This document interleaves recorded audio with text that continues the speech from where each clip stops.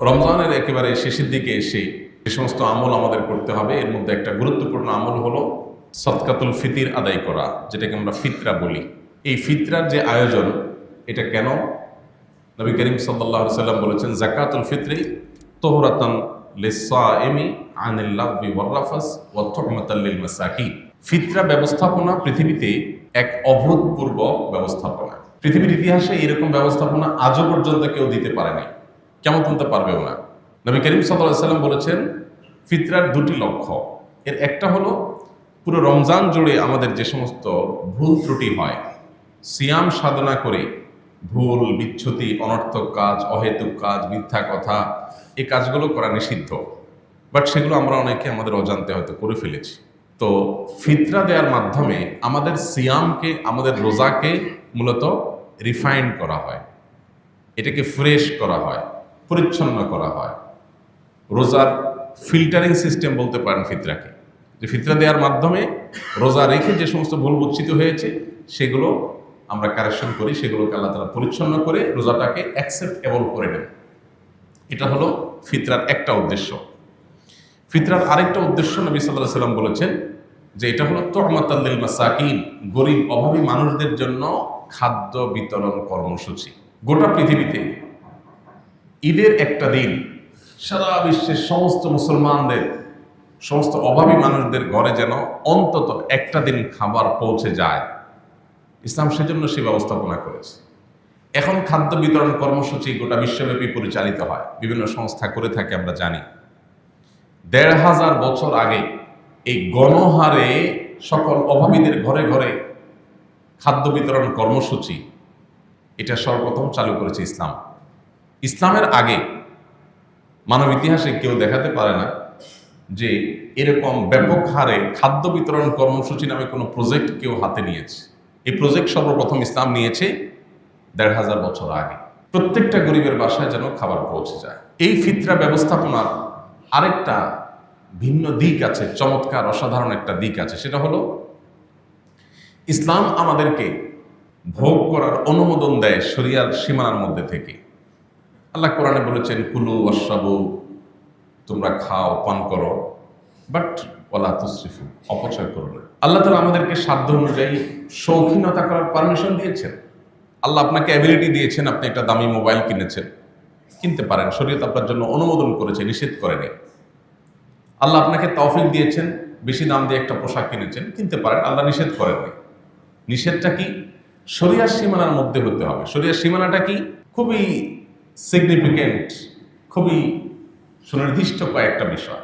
এর ভিতরে most common যেটা আমরা ভায়োলেশন করি সেটা হলো আমাদের বেশিরভাগ শৌখিনতা, এটা মূলত লৌকিকতা। আমরা যেগুলোকে শৌখিনতা হিসেবে নেই, সেগুলো অ্যাকচুয়ালি শৌখিনতা যতটা, তার চেয়ে বেশি হলো লৌকিকতা। আমি একটা লেটেস্ট মডেলের দামি ব্র্যান্ডের কোনো মোবাইল ফোন কিনেছি। এটা কিনে আমি গ্রামের বাড়িতে যাচ্ছি, ঈদের ইয়েতে যাচ্ছি, প্রবাস থেকে আসছি, এটা ঘন ঘন পকেট থেকে বাইর করি, দেখি। এটা কেনার সময় আমার নিয়ত যে সবাইকে আমি সারপ্রাইজড করে দিব। ও, আইফোন 18 শুনেই তো নেই এখনো, তুমি হাতে নিয়ে আসছো, বাহ। হ্যাঁ, আমি প্রথম পিস কিনেছি বা শুরুর দিকে কিনেছি। এই যে ভাবসাব জাহির, এটা জায়েজ নাই শরীয়তে।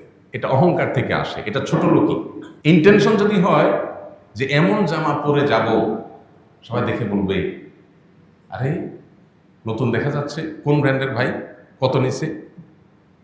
বেশি না ভাই, তাড়াহুড়া করে এবার সময় নিয়ে শপিং করতে পারি নাই, তাড়াহুড়া করে কিনে ফেলছি, এটা 40,000।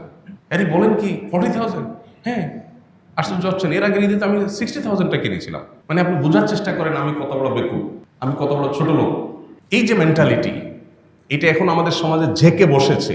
আপনারা নিশ্চয়ই খেয়াল করবেন, সোশ্যাল মিডিয়ার কল্যাণে, মূলধারার মিডিয়াগুলোর কল্যাণে একটা ট্রেন্ড চালু হয়েছে আমাদের দেশে।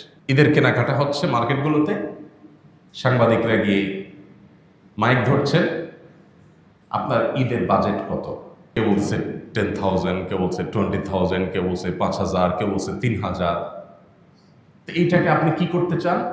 এটা শুধুই আমার, এটা শুধুই আমার, আমি আমার মন মতো কেনাকাটা করব। আমার চোখে পড়ে না এমন কোনো ভিডিও যে ভিডিওতে কেউ এটা বলছে, আছে নিশ্চয়ই, রেয়ার। নর্মালি এরকম দেখা যায় না যে কেউ বলছে যে আমার ঈদের এই বাজেট থেকে আমি আমার নিজের জন্য এত কিনবো, আমার গরিব প্রতিবেশীর জন্য এটা কিনবো, আমার একজন বন্ধু আছে একটু গরিব, ওর জন্য এটা কিনবো, আমাদের কাজের বুয়ার জন্য এটা কিনবো, আমি অমুকের জন্য এটা কিনবো। এগুলা বলতে খুব বেশি শোনা যায় না, আছে নিশ্চয়ই, খুব রেয়ার কেস।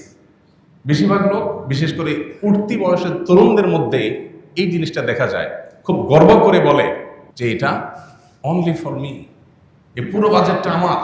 আমরা কি একটু ভাবছি আমরা কোথায় যাচ্ছি, আমাদের সমাজ কোথায় যাচ্ছে?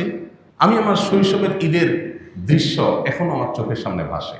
একটা জাতীয় দৈনিক ঈদ উপলক্ষে শৈশবের ঈদ নিয়ে স্মৃতিচারণ করতে বলেছিলাম, আমি সেখানে লিখেছি ঈদে হয়তো আসবে ইনশাআল্লাহ। আমার ঈদের চিত্রগুলো একেবারে চোখের সামনে জলজল করে এখনো ভাসে। সেটা হলো, আমরা ঈদের নামাজ আদায় করতে যেতাম ঈদগাহে। আমাদের বাচ্চারা এখন আর ঈদগাহে যায় না, মসজিদে যায়। ঈদের নামাজ, মসজিদে নামাজ পড়া মাকরুহ, এই মসজিদেও হবে, এই মাকরুহ কাজটা এই মসজিদেও হবে। ঈদের নামাজ নবী করিম সাল্লাল্লাহু আলাইহি ওয়াসাল্লাম মাঠে পড়তে নির্দেশ করেছেন, ঈদগাহ হবে মাঠে। সারা বছর 5 ওয়াক্ত নামাজ তো মসজিদে পড়েন, জুমা তো মসজিদে পড়েনি। আপনি বছরে একটা দিন উন্মুক্ত মাঠে নামাজ পড়বেন, বৃষ্টি হবে, ভিজবেন, আলাদা আনন্দ তৈরি হবে। আমরা আসন্না ফাউন্ডেশন থেকে প্রতি বছর এই ব্যবস্থাটা করি, আলহামদুলিল্লাহ। আপনারা অনেকে জানেন, আপনাদের পাশেই ইউনাইটেড ইউনিভার্সিটির পেছনে স্বদেশ প্রপার্টিজের মধ্যে আমাদের যে ঈদগাহ আছে, আমাদের মাদ্রাসার পাশে, আমাদের মসজিদ কমপ্লেক্সের পাশে, ওখানে আলহামদুলিল্লাহ এই বছর ঈদের নামাজের ব্যবস্থা আছে। আমাদের স্থান সংকলন হয় না, এই জন্য 10,000 মানুষের বেশি আমরা জায়গা দিতে পারি না, 10,000 পর্যন্ত আমরা জায়গা দিতে পারি। মেয়েদের ব্যবস্থা থাকে। 10,000 মানুষকেই আমরা এবার ফিরনি খাওয়ানোর চিন্তা করেছি, এবং খেজুর, পানি এগুলো থাকে। এবং আমরা বাচ্চাদের খেলাধুলার জন্য অনেকগুলো রাইডের ব্যবস্থা করি। একটা ট্রেন আমরা কিনেছি, এটা অবশ্য আমাদের মাদ্রাসায় কুমিল্লা ব্রাঞ্চে লাগবে স্থায়ীভাবে, একেবারে নতুন। এই ট্রেনটা ইনশাল্লাহ আমাদের সারাদিন বাচ্চাদের জন্য ফ্রি, কোনো ফি নাই, টিকিট নাই, কিচ্ছু নেই, ওপেন ফর অল। আমাদের ঈদগুলো এখন বাচ্চা বান্ধব না, শিশু বান্ধব না। আমি আমার শৈশবের কথা জানি, আমাদের ঈদগুলো শিশু বান্ধব ছিল। ঈদ মানে শিশুদের আনন্দ। আর এখন ঈদ মানে কি? মসজিদে যায় ঈদের নামাজ পড়া। মসজিদে ঈদের নামাজের কোনো আনন্দ আছে? মসজিদে কিসে ঈদের নামাজ? ঈদের নামাজ হবে মাঠে। এখন আরেক মুসিবত, ঢাকা শহরে মাঠে পড়তে গিয়ে রাস্তা দখল করে। রাস্তা নামাজ পড়া তো ঠিক না। মাঠ ঢাকা শহরে এত নাই, সেইটা একটা বাস্তবতা।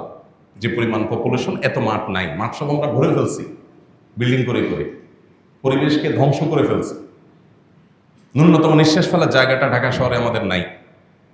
যেটুকুন আছেন সেটুকুরও ব্যবহার কতটা হয় আমরা খুব একটা করি না। তো আমি যেটা বলছিলাম, ঈদ উপলক্ষে আমাদের শৈশবের চিত্র হলো যে আমরা ঈদগাহে যেতাম। এখন মানুষ মসজিদে নামাজ পড়ে। শহরে এটা ঠিক যে এত মাঠ নাই, সব মানুষ মাঠে যায় নামাজ পড়ার মতো ব্যবস্থাপনা নাই, কিন্তু যেগুলো আছে সেগুলো সবগুলো ব্যবহার আমরা করি না।